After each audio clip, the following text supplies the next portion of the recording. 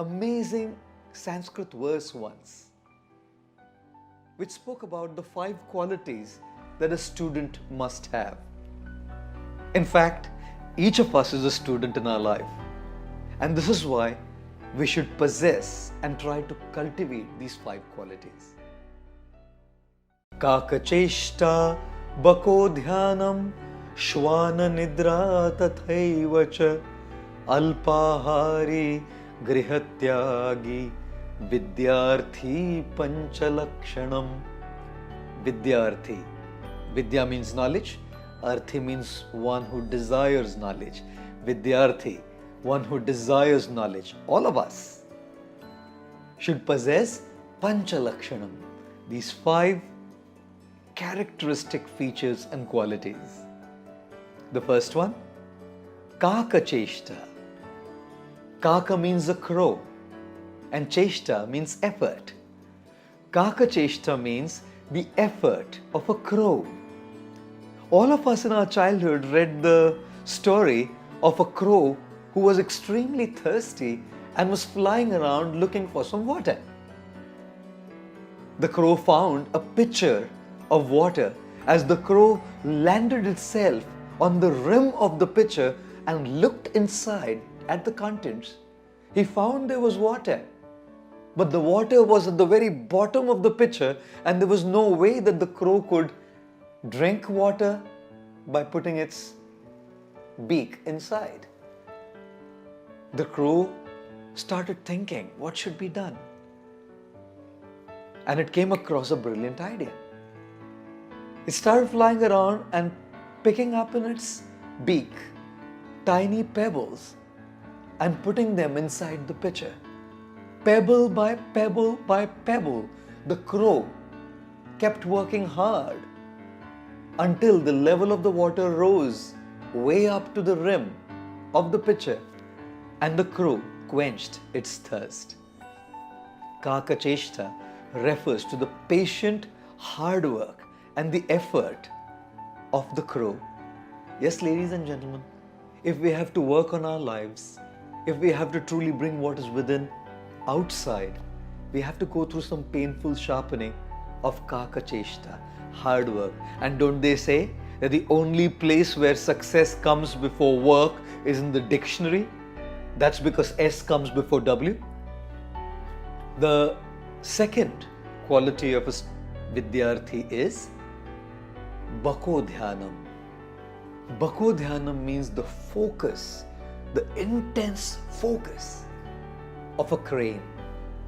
When one looks at the crane standing on one leg, completely focused into the waters, the crane with one pointed attention is looking at the waters as the fishes are swimming inside the waters.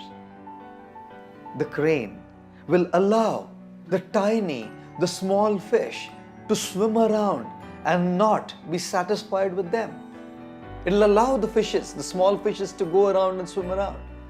The crane will focus and wait for the big fish to come.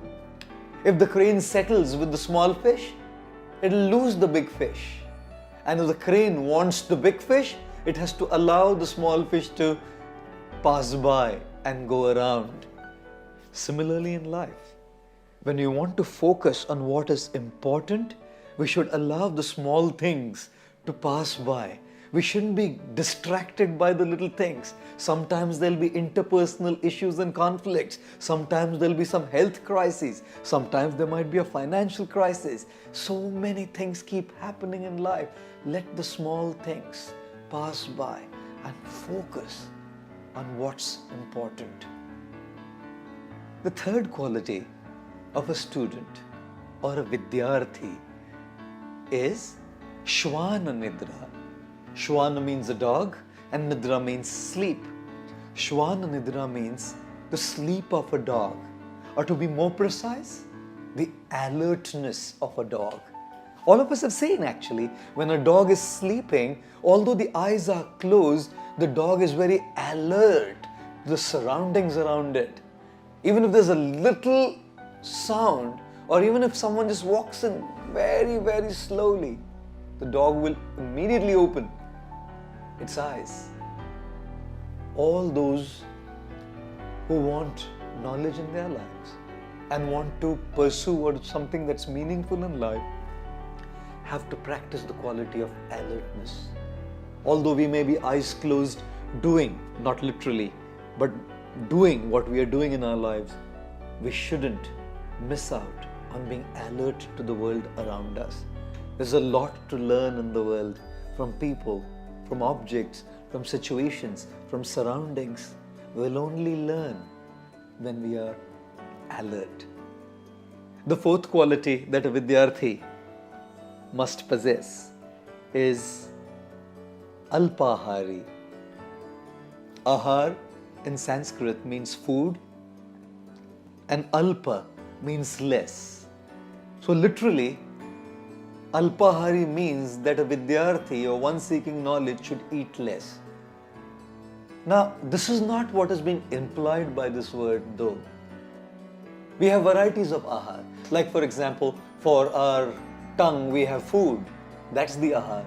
For our ears we have sound, that's the ahar, music, talks.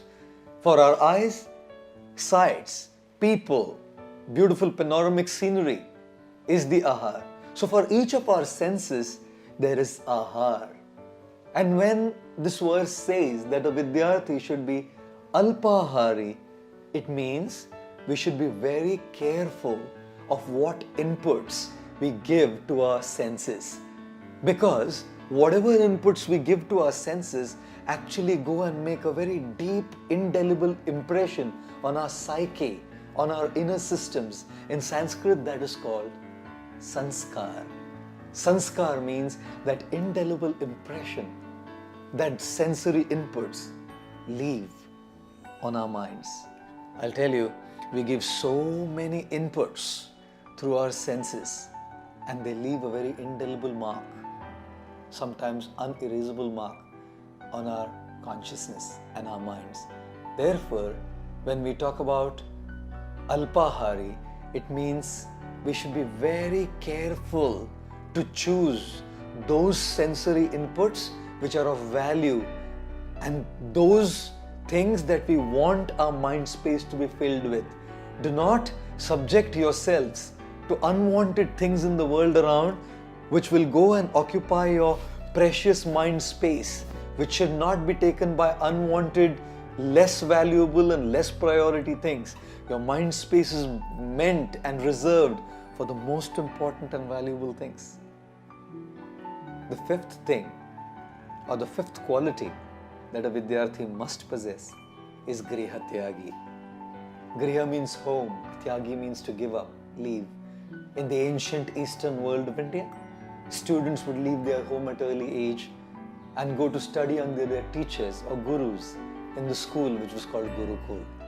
Griha Tyagi means leaving home to go in pursuit of knowledge.